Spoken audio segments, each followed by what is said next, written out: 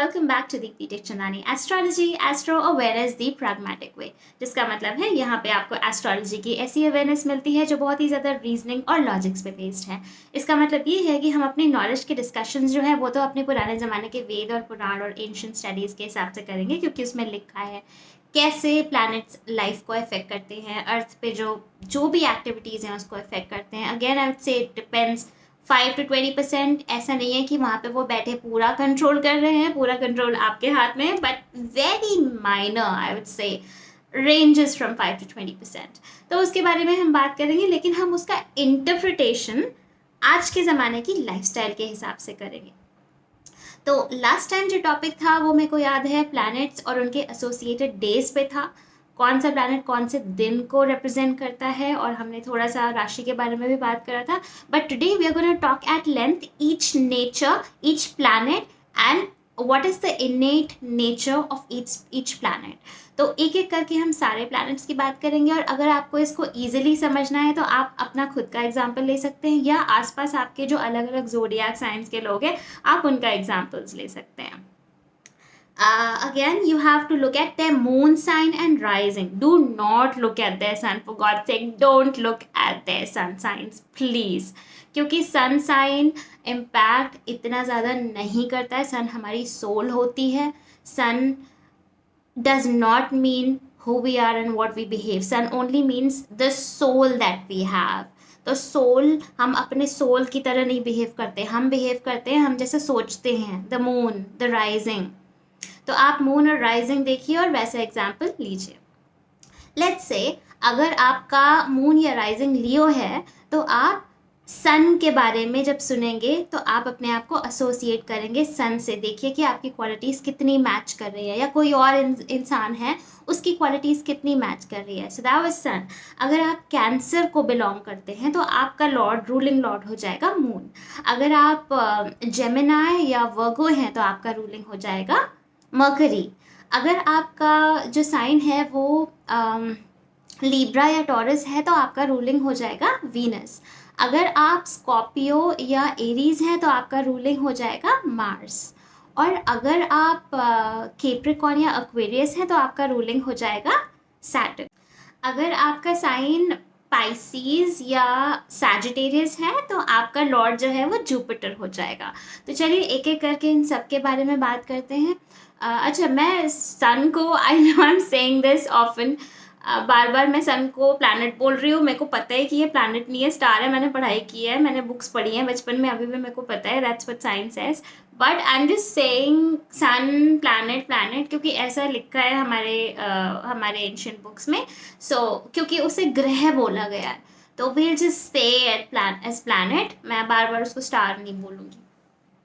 तो इसके अलावा हम इनके जेंडर के बारे में बात कर लेते हैं। तो सबसे पहले जो मैस्कुलिन प्लैनेट्स हैं वो आपके ऑलमोस्ट सारे प्लैनेट्स मैस्कुलिन हैं एक्सेप्ट मून एंड वीनस। तो मून और वीनस फीमेल प्लैनेट्स होते हैं।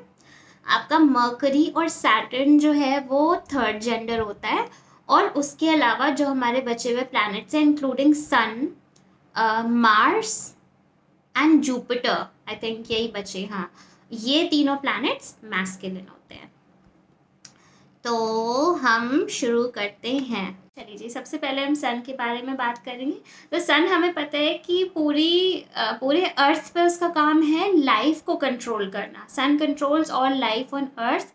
तो इसी तरह से जिनका सन डोमिनेंट होता है, ऐसे लोग, या लियो, जो आपके स्ट्रॉन्ग लियो प्लेसमेंट्स होते हैं, आप ऐसे लोगों को देखोगे तो they would want to take care of everybody in the world, not exactly world but उनके सराउंडिंग्स में they would want to take care of lot of people. They would have a lot of power and have a lot of authority on them. उनकी आवाज़ में ही वो authority होगी that everybody would want to listen to them. अगर आप world leaders की बात करो, इलॉन मस्क और जेफ बेजोस अमेजोन के, तो उनका जो सन है वो बहुत ही ज़्यादा स्ट्रॉन्ग है and that's why they are leading the industry. forget about industry, the world.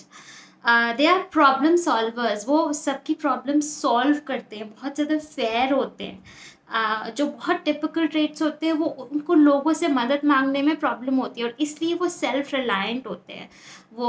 उन्हें पता है कि nobody is capable of giving them anything don't get me wrong here, but मैं सन, अगर आप सन को देखो तो obviously no other planet is as capable as sun, की जितनी स्ट्रेंथ और जितना पावर और जितनी एनर्जी हमें सन से मिलती है वो किसी भी प्लानट से नहीं मिलती.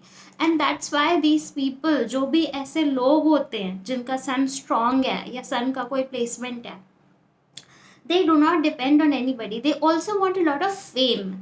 और उनको मिलता भी है fame.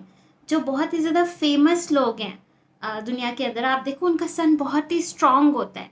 On the flip side, अगर आपका सन वीक है, किसी का भी सन अगर उतनी डिग्रीज पे नहीं है, तो उसको प्रॉब्लम होती है in terms of achieving fame in the world, और you know having that power.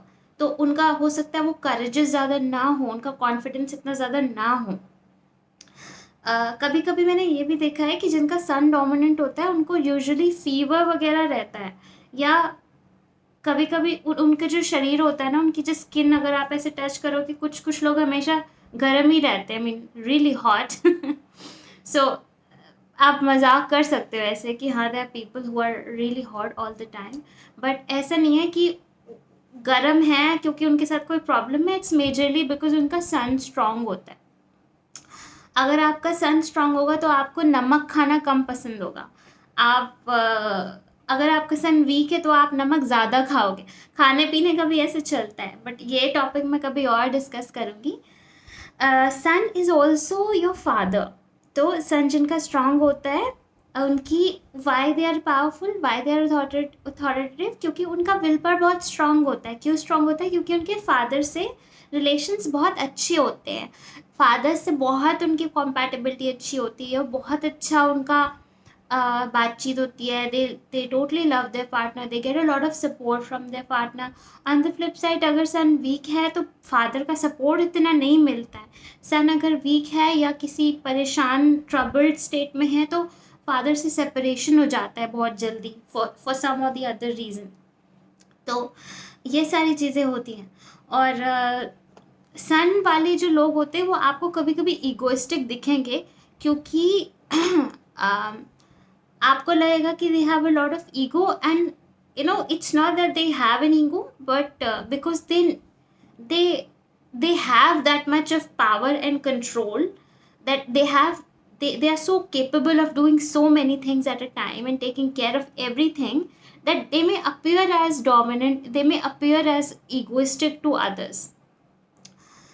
उनकी जो टोन होगी, उनके बात करने का तरीका होगा, वो अथॉरिटेटिव होगा. हो सकता है कि आप बात किसी से करो और आप ना बात सुन के सोचो कि यार what's wrong with this person, why is this person being so bossy. तो हो सकता है इनका कहीं ना कहीं प्लेसमेंट लियो में हो. ये जो बिजनेस या अपना काम धंधा कुछ भी संभालते हैं, बहुत फेयर तरीके से संभालते हैं, कुछ भी गलत नहीं होने देते. बिकॉज हालांकि जस्टिस और न्याय तो सैटर्न का काम होता है, लेकिन सन भी करता है, क्योंकि बीइंग लीडर्स, ये लीडर्स होते हैं, तो उनका भी काम होता है कि सबको सही तरीके से सब कुछ मिले. अच्छा, एक चीज़ और है, मतलब ये रिलेटेड नहीं है सन से, बट मैंने ये भी नोटिस किया है कि जो भी सन स्ट्रांग होते हैं बहुत क्रिएटिव भी होते हैं.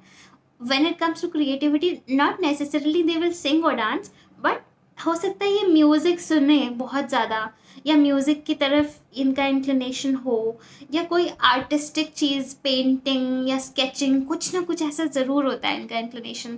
तो आप ऐसे समझो कि एक ऐसा राजा, ऐसा रूलर जो अपने पूरे किंगडम को बहुत ही क्रिएटिवली रूल करना चाहता है, वैसे होते हैं ये. Even when they are ruling, they want to be as creative as they want. अच्छा, ये बहुत ही ज़्यादा स्ट्रॉन्ग कैरेक्टर के होते हैं. ये अपने पार्टनर्स के लिए बहुत ही लॉयल होते हैं. दे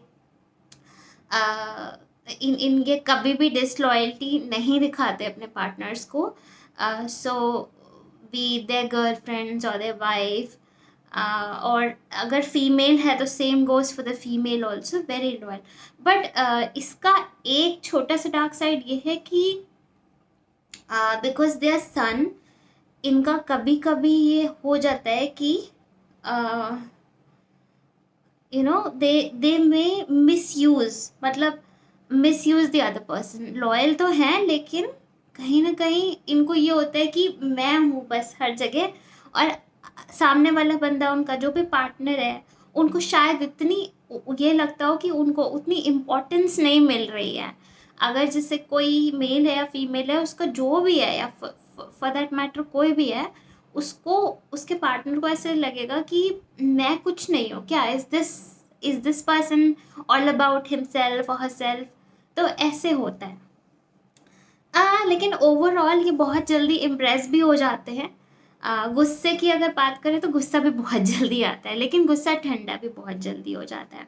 मैंने एक चीज़ देखी है, लियोज़ के अंदर जो स्ट्रॉन्ग सन प्लेसमेंट्स होते हैं, वो अंदर अगर उनके साथ किसी ने कुछ बुरा किया, वो अंदर ही अंदर ना रखते हैं इस चीज़ को, and they never go back to the person who has hurt them in the past.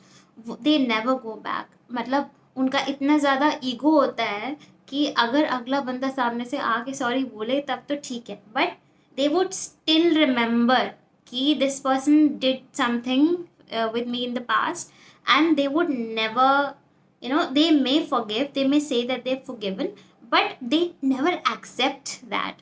So if you are with a partner who is a Leo, do not expect that they will apologize. I mean, they may, but you shouldn't be having those expectations from such people. ऐसे लोग कभी कभी बहुत ही ज़्यादा depress भी हो जाते हैं, क्योंकि ये सेल्फ रिलायंट होते हैं, तो ये अपनी फीलिंग्स भी अपने तक रखते हैं, औरों से शेयर करने में बिलीव नहीं करते।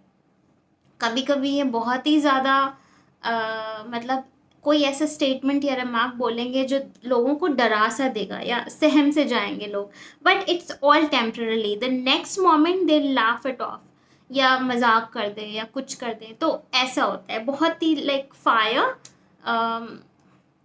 टेम्परामेंटल गुस्सा होता है, और जल्दी ठंडा भी हो जाता है। Well, that was all about sun. Next video में हम मून की बात करेंगे, and please don't forget to subscribe. अभी क्लिक कर दीजिए सब्सक्राइब बटन को। बाय।